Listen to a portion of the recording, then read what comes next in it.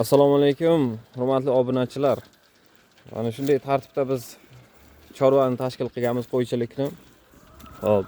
Qo'ralarimiz ham oddiy uslubda, rasxodni kam qilgan holatda mana shunday tashkil qilganmiz.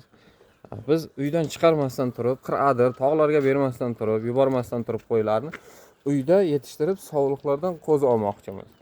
Biz bu tajribani 2 yil mobaynida bir nechta qo'yda bir qiziqib kuzatib ko'rdik. Uydan chiqarmasdan, uyda parvarish qilib, bu effekt bergandan keyin mana shunday qilib bir hozir ko'paytirishga qaror qildik. Bu sog'liqlarimiz bu yerda 30 tadan oshiqroq.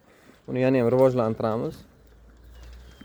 Bu nima uchun bunday tashkil qilinyaptiki? Buni sabablari juda ko'p. Navbatdagi videolarda fikrlashib ketishga harakat qilamiz. Mana yontoqlar yig'ib qo'yibmiz. Endi bular drabilkadan chiqariladi. Beda yemish bilan qo'shilib mana shunday uslubda tashkil qilganmiz. Fikrlarimizni bo'lishib boramiz. Bizning YouTube kanalda, Instagramda, ijtimoiy tarmoqlarda kuzatib, qo'llab-quvvatlab turingizlar azizlar. Bundan tashqari tumanimizni, viloyatimizda, Surxondaryo viloyatini, bozorlarini, umuman chorva sohasidagi yangiliklarni sizlar bilan bo'lishib borishga, fikrlashib borishga harakat qilamiz, yoritib borishga harakat qilamiz. Qo'llab-quvvatlab turganlaringiz uchun rahmat, sog' bo'lingizlar. Hammaning ham chorvasiga Alloh baraka bersin.